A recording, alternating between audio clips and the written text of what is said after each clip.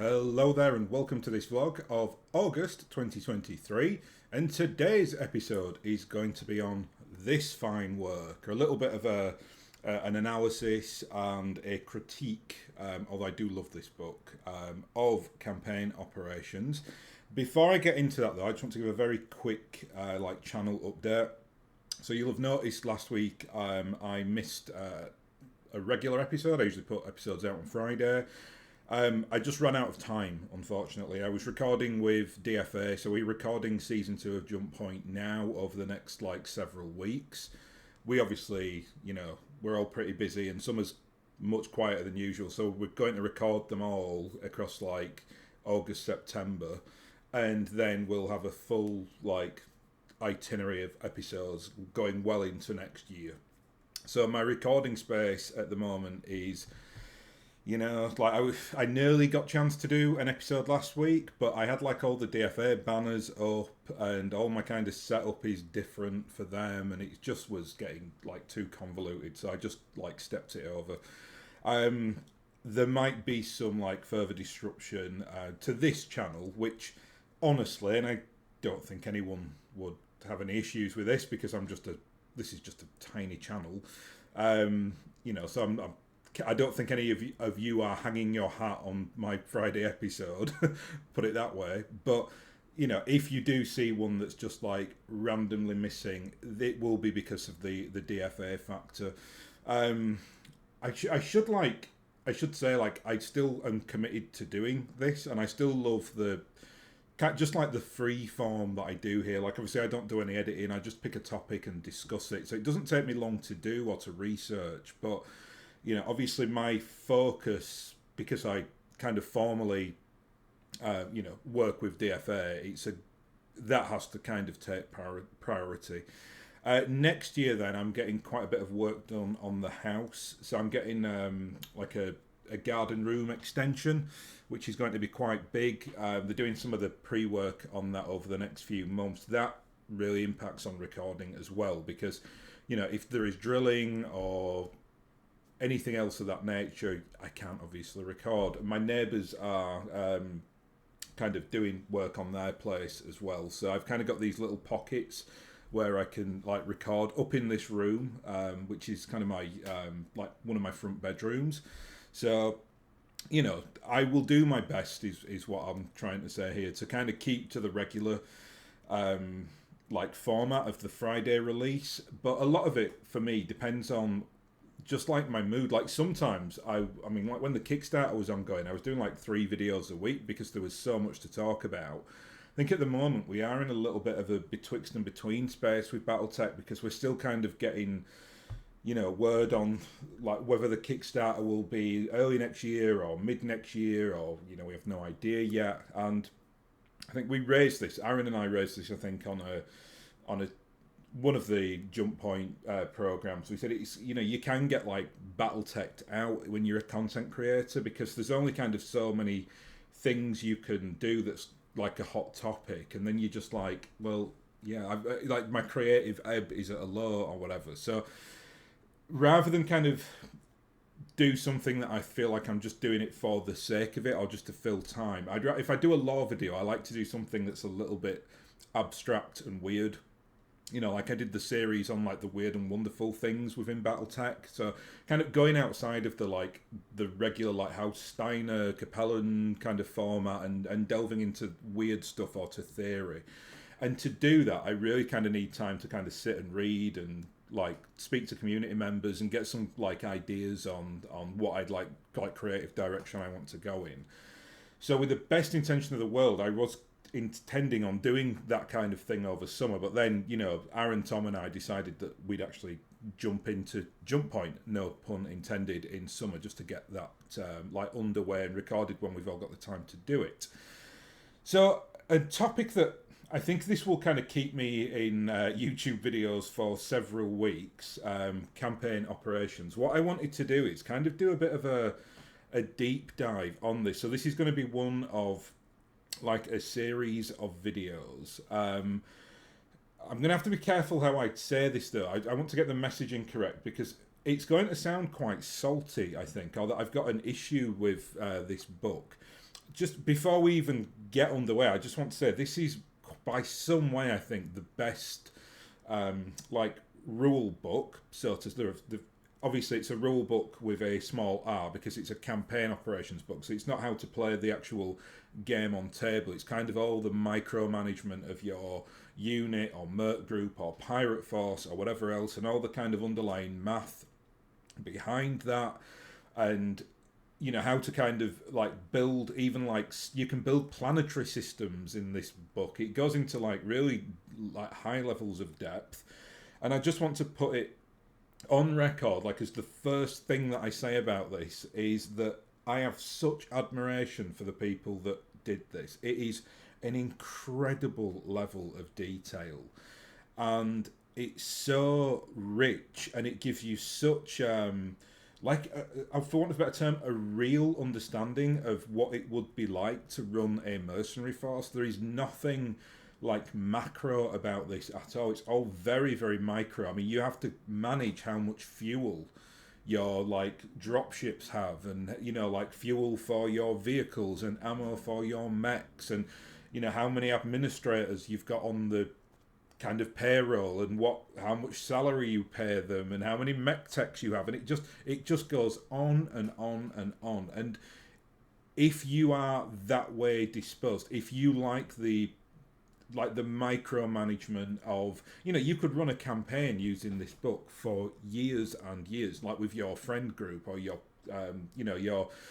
the group that you play tabletop with. You could just get as creative. You like someone kind of operates as GM, and then you've got like a group of you who are kind of running a force, or maybe you're running a couple of forces or whatever, and it's it's just an incredible level of depth. So I don't want to take anything away from this. I think it is I'd go on record, and I know I'm not one of those people who buys like millions of games. As you can see, the games that I use are quite sparse. You can see it from the like the back there.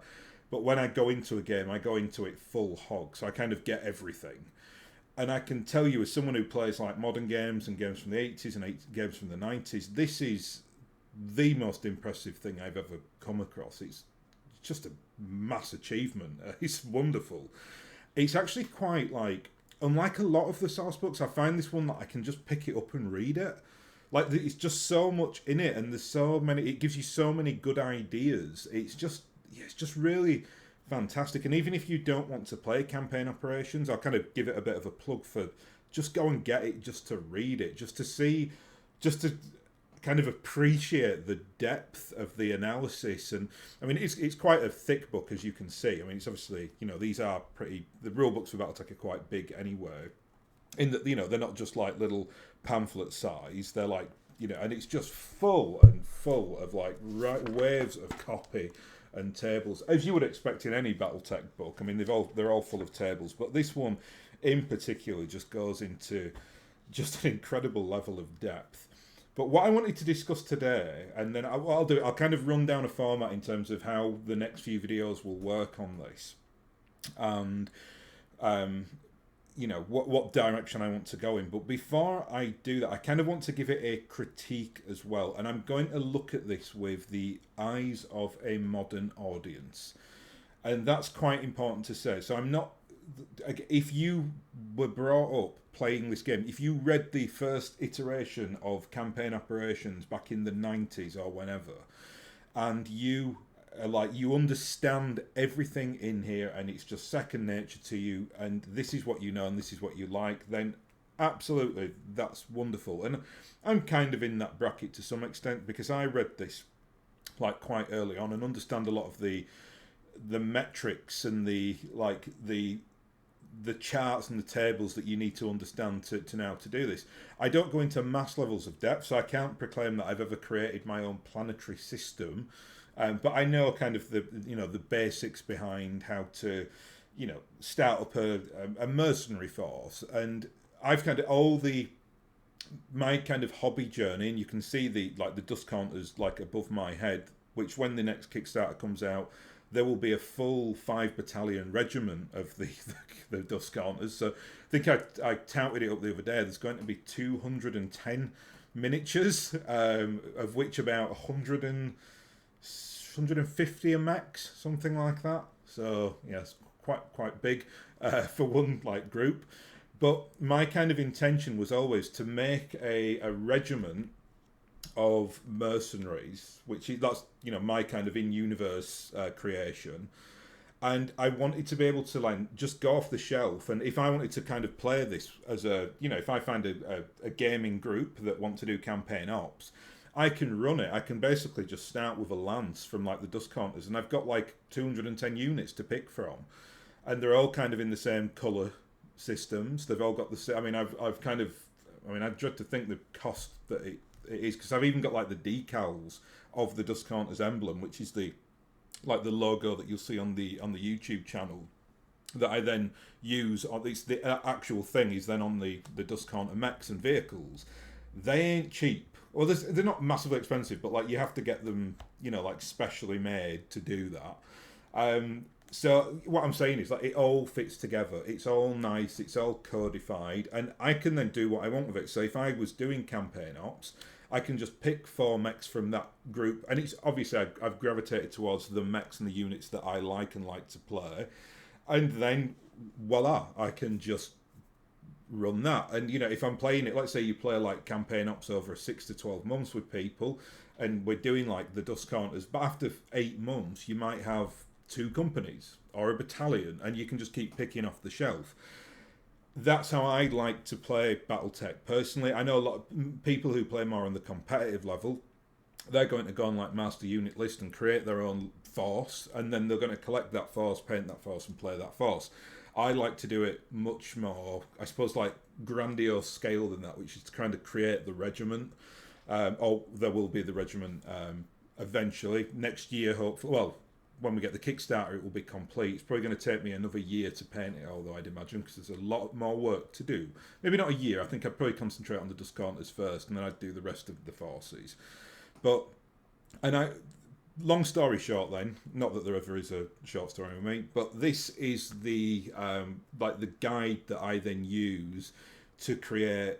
If someone said to me, well, let's run a campaign ops using a Merc unit, and not to get too like arrogant about it, because it's my Merc force. You could obviously use any other force that you wanted. It's just that the dust counters will have so much variety to pick from, and I don't have to mess around with the whole, I need to go and now buy these 8 models. Oh, and 3 of them aren't in plastics. I'm going to have to go to Relpartha and buy the metal ones. It will pretty much all be there, because every model I've ever wanted it's like my childhood fantasy was to have the dust counters regiment, and I'm going to get that shortly, that I can just pick from.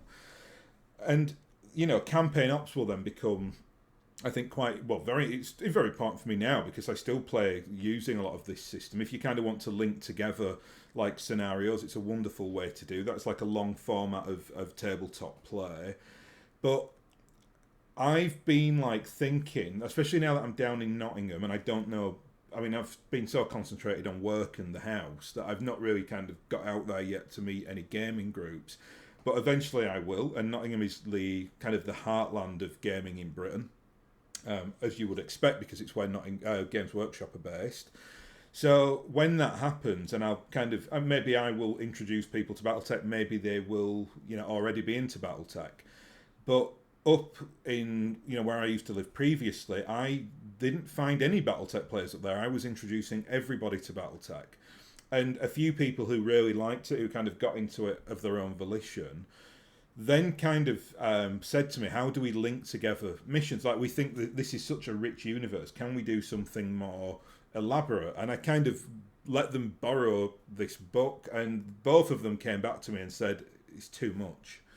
And I get that, because they've never experienced it before, because they've, they're younger people as well. I mean, I'm 40. I think one of these guys was like 27. The other was in his early 30s.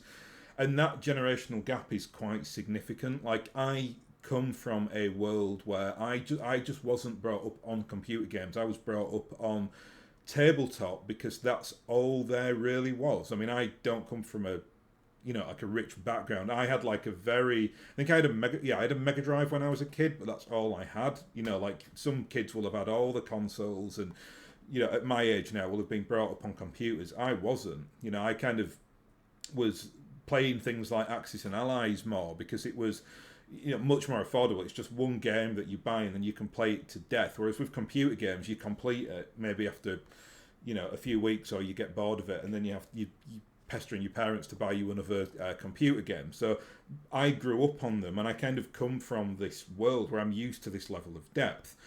Most younger people aren't. So my kind of, again, not so much critique of, again, I'll go to that point. I love this book personally. But what I'd like to just explore today is, does this need revamping? And if so, how would you go about doing that? I'm not going to go into mass levels of depth. What I will do is, in terms of the format of these videos that I'll do over the next few months, I'll probably concentrate on certain areas of this to discuss, and then I'll discuss my homebrews for it. And why I kind of got heavy into the homebrew side of campaign operations was because of those two people that I previously got into BattleTech who thought this was too much. This was a couple of years ago now, and I've spent the last 12 to 18 months approximately really revamping this for a modern audience. So basically taking it right out of the weeds, or if you want the official, you'd say micro management of campaign ops, and I've kind of given it more of a narrative flavour mixed with much less micromanagement of the units. Some areas I've kind of gone heavier.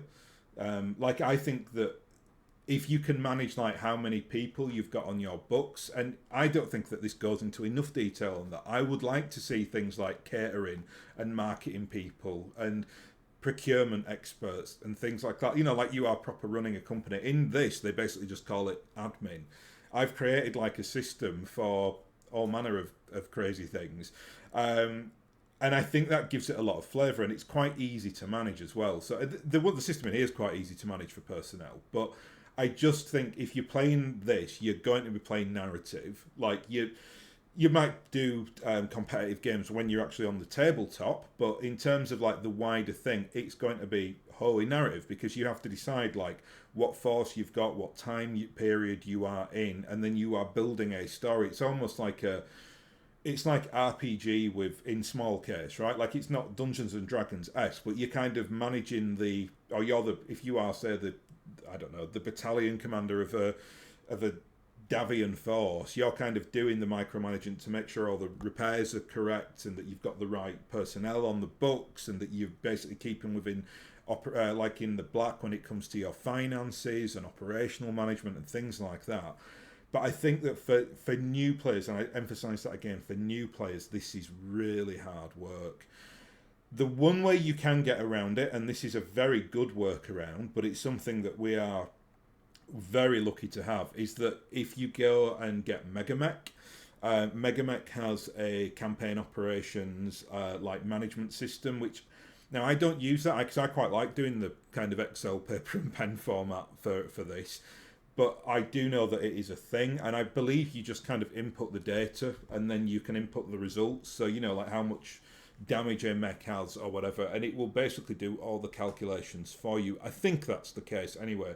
Knowing Mech, I would assume that is the case, because Mech is a wonderful resource. If you don't know what that is, you can download it for free. It's just basically free software. It works off Java, and it's fantastic. I mean, if you want, you can see any kind of mech type in there. It'll give you descriptions on weapons. It's I use that a lot in the back end. If I'm doing a YouTube video, if you've noticed for me, I always use Flex as kind of the the digital aid. So if I'm speaking about a particular mech, because that kind of gives it in a much more beautiful format, because it gives you kind of the record sheet and all the pips and things like that. Mech is much more just kind of a text-based thing, but the underlying data in the text is really fantastic. You can also play Mech on the as in terms of classic. I think they may now have an Alpha Strike version, or they're looking into an Alpha Strike version, but the classic version of it is basically just a top-down game. I did a video on it ages ago, just a little introduction to the Mech system. Really good resource, but I've got to be honest and say, and I've kind of threatened to get into it a bit more. And I've said to kind of people in the past in the community, oh yeah, I'd love to play some Mega Mech, but I just can't. Honestly, I can't get my head around it. Like, I'm just in terms of the tabletop game thing, it just.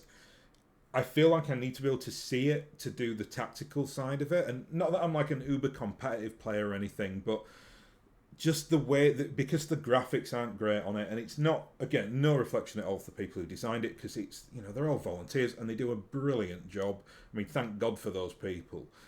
But for me personally, I'm just like, no, I need a map and terrain, and I need to be able to see it, and I find it really difficult to do the whole tabletop simulator thing. I just don't. I find it very empty, which is a shame. I wish I didn't. I wish I could go on and join the tournaments, but I feel like whenever I try to put time in to learn it, I'm like, ugh.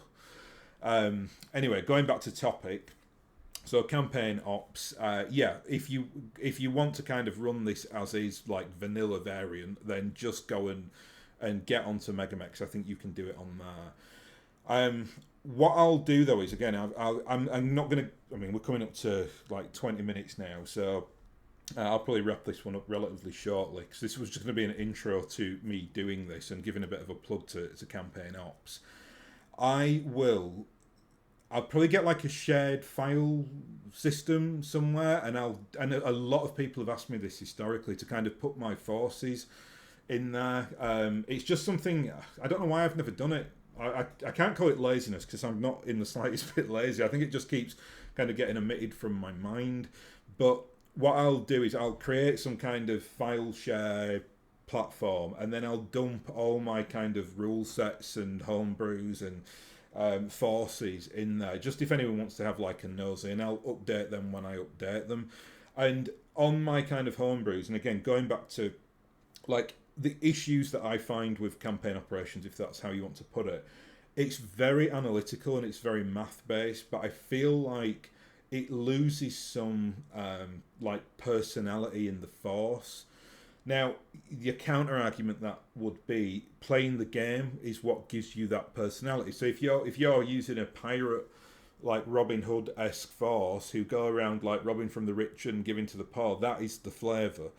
For me though, I like to have that reflected a little bit in the force officially. So I kind of created like a force personality table, and that can change over time. And it's all determined on kind of the officer class that you've got operating for you. So it ties into actually the skill sets that mech warriors and like vehicle pilots, or it'll be like a vehicle lieutenant. So it's basically like the officers and the mech warriors. That if they're all kind of like I think I do 8 personality traits. It's kind of built off the system. If any of you have ever done that, it's like a strength indicator personality test thing where you can be denoted blue, red, yellow, or green. We do them in business like all the time, just to kind of ascertain people's strengths, and a lot of companies will share the intel on people's personality traits across the business, which is a good thing, because then if you're approaching somebody, you can be like, well, this person's kind of a green or a yellow, so if I go in as like quite bombastic and in their face, it will terrify them. I have to be very aware of that, because I'm very much like a red with like a bit of blue mixed in on that spectrum, so I can be really quite aggressive and like have to rein myself in for that reason. I've kind of adapted a very similar, but it's basic. It's not anything like as in depth as what you get on those tests. But like a character, like a mech pilot, can have like a certain personality trait, and then I've designed like a whole tree skill system, which they can then pick skills from that that skill set. So there's kind of like, there's more, like I said, there are red ones, but then there are like people skill ones and things of that nature. And when you kind of tot all these up, it will give you like a full personality force trait. And then all the kind of random allocation tables that I've created, some of which are from here, some of which I've just created myself, a lot of them will be kind of determined on that, what kind of personality your mech force have. So if you're running like a really aggressive, ruthless pirate force, they'll tend to kind of, when things go good for them, it goes very, very good. But when things go bad, they can really kind of start losing money and like having dissension amongst them and all that kind of good stuff. Whereas for forces that are more like, say, passive or even professional, they'll probably be a little bit more like, yeah, okay, when things go really well, but when things go badly, no one's like jumping off a cliff. So it's not tied in directly to morality or anything like that. It's just how like forces respond to like winning a scenario or winning a campaign or whatever else. I then kind of tied all that into, and I actually used the Death from Above like scenario system, which is fantastic. Again, another free resource. You can go on the Death from Above website and download all that. That is really good. It's kind of a tracker for doing like missions. So you basically like you'd start off with like a regular engagement mission, and then you can like repair your forces in between missions, and then you depending on who wins, you go down a certain track, and you usually can get like 3 or 4 missions out of that. And I've tied that system into the into the wider campaign ops. So it's taken me about like 18 months to develop. It will be full, absolutely full to brimming with bugs. I mean, I play tested it personally to an extent, just on paper, not like, I've not been like sad hammering it or anything because I haven't had time, but just kind of seeing, does this work? And it does. I think it gives a lot of color to campaign ops, what I've tried to do, but it also takes out a lot of the micromanagement. So it certainly won't be for anyone. But again, over the next several weeks, I will explore all that. I might pick like certain topics in here and then do like a cross comparison, like talk a bit about how this does it and then how I think that could, I don't want to say improved, I just think it's make it more, because you can't improve. It's so good and it's so rich, but I think it needs that. It's more for like a macro audience or a casual audience. Again, it's just my personal system. Keep that in mind. I am not an official game designer. I don't like math hammer either, so I don't sit down and work out all the kind of the plausible equations that can happen in certain scenarios, and this is now unbalanced. I'm not really that bothered about balance. I'm bothered about making something that's viable, and I say sellable with the smallest s. I'm not selling this product. It's just a matter of like trying to onboard more people, or to give people ideas on how to kind of incorporate things like personality traits of your mercenary group or your pirate force or whatever into like the wider campaign, because campaign in BattleTech is the way to play it. It was designed for this specifically. Doing like repairs on mechs and hopping around the galaxy and getting in adventures with unscrupulous forces or whatever is what it wasn't just designed to play like, let's just, you could just play like with the old paper mats and then just play lance on lance, and you're happy with that. Great, if that's the case. But if you want to get the full experience, you really do need to take some time to learn some of the extended rules to get into campaign ops, because it is wonderful and it gives you such like a 3-dimensional gaming experience. Anyway, that's all I wanted to discuss today. Just kind of give a quick intro to this in terms of where I'll be going over the next few weeks. Again, I can't promise that I will be doing videos every week at the moment. I don't know. I mean, I might do 4 or 5 episodes on this, and then I'll create the kind of shared file system and dump it all in there. So, just keep that in mind. I'll do them as and when I can. I'm actually on holiday next week, but I might actually get some time to do a recording early next week, and then I'll just schedule it for like next Friday. If not, though, you'll see me when you see me. So, thank you very much for watching anyway, and I'll hopefully catch you again next time.